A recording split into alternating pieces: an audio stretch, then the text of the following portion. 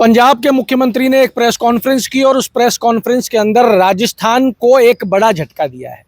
पंजाब के मुख्यमंत्री ने 1920 के एक एग्रीमेंट का हवाला देते हुए कहा है कि 1960 से पानी की रॉयल्टी राजस्थान पे बकाया है और वो रकम है 1,44,000 करोड़ रुपए जो राजस्थान को देनी होगी। अगर नहीं दी जाती है तो पानी को लेकर राजस्थान में संकट पैदा हो सकता है।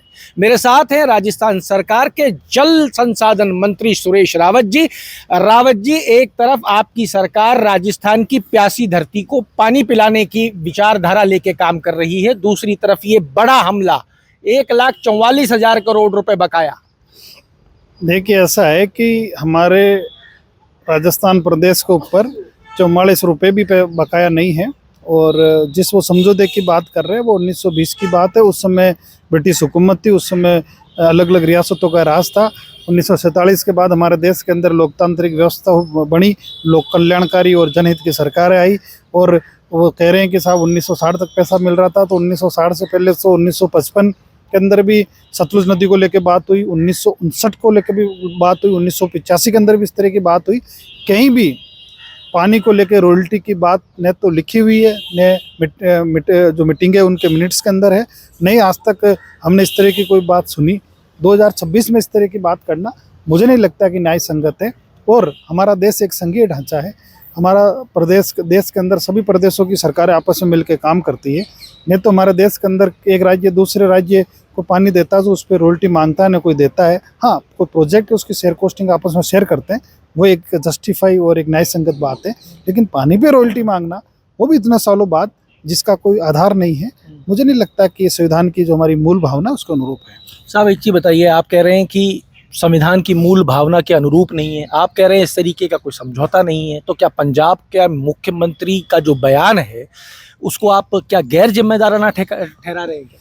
देखिए, ऐसा है कि पंजाब के माननीय मुख्यमंत्री जी ने किस संदर्भ में, किस परिस्थितियों के अंदर क्या सोच के बयान दिया, ये तो वही जानकारी दे पाएंगे, सटीक जानकारी तो।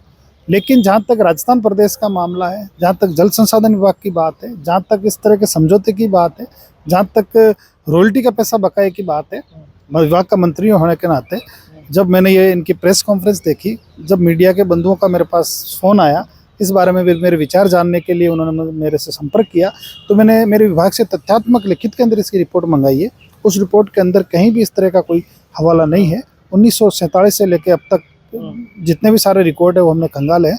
इस तरह की न तो हमारे पास कोई इनकी बकाया राशि है, नहीं इस तरह का कोई हमारे लिखित के अंदर कोई आश्वासन है। तो साहब इस तरीके का बयान क्यों दिया गया पंजाब के मुख्यमंत्री के द्वारा? क्या राजस्थान में जिस तरीके से आपकी सरकार ने आते ही राजस्थान की सबसे बड़ी समस्या पानी को एंटरटेन किया, क्या अब देश के अंदर पानी जैसी मूलभूत आवश्यकता पर राजनीति होगी? देखिए, ऐसा है कि हर राज्य अपनी अपनी राजनीति करते हैं वहाँ की पार्टियाँ और वहाँ की सरकारें। मुझे पंजाब के बारे में कुछ नहीं कहना, लेकिन जहाँ तक राजस्थान है, राजस्थान के हिस्से में इस तरह की कोई बकाया राशि नहीं है। साहब 1920 का कोई एग्रीमेंट का हवाला दिया गया, उस समय तो शायद अंग्रेज राज कर रहे थे हमारे देश के अंदर और देश दो हिस्सों में बटा भी नहीं था।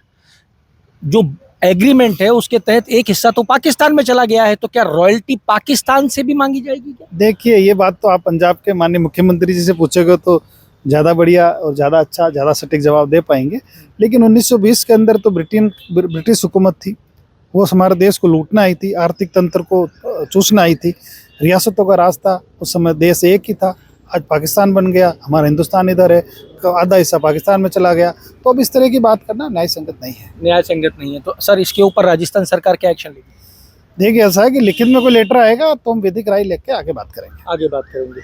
और बाकी के साहब, हरियाणा से भी आपका पानी को लेके बात चल रही है, एग्रीमेंट हुए हैं, आपके मध्य प्रदेश से भी हुए हैं। ये पंजाब वाला जो ये बयान है, क्या ये इन दोनों एग्रीमेंटों के ऊपर भी कोई असर डालेगा? देखिए, कोई असर नहीं डालेगा। मध्य प्रदेश के बीच में हमारा जो समझौता हुआ ARCP को लेकर, हमारी जो आपस में बात हुई, वो हमारे धरातल पे काम उतरा है। हम अभी ARCP के प्रोजेक्ट को लेकर तेजी से आगे बढ़ रहे हैं। हरियाणा के सरकार के साथ हमारी बातचीत हुई, अलाइनमेंट के लिए लिखित में सहमति बन गया, डीपीआर लगभग हमारी कंप्लीट है। हमारे ने तो हरियाणा में इस बात का कोई असर पड़ना, न मध्य प्रदेश में इस बात को कोई असर पड़ना।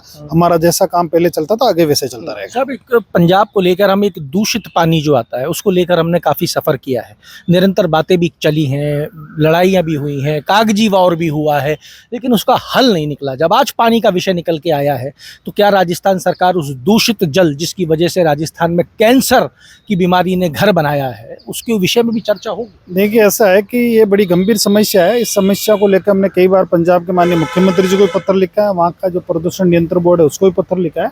मेरी मांग है कि अच्छा तो ये है कि वो पानी, ये जो दूषित पानी है उसका कोई ट्रीटमेंट, उसका कोई समाधान करे।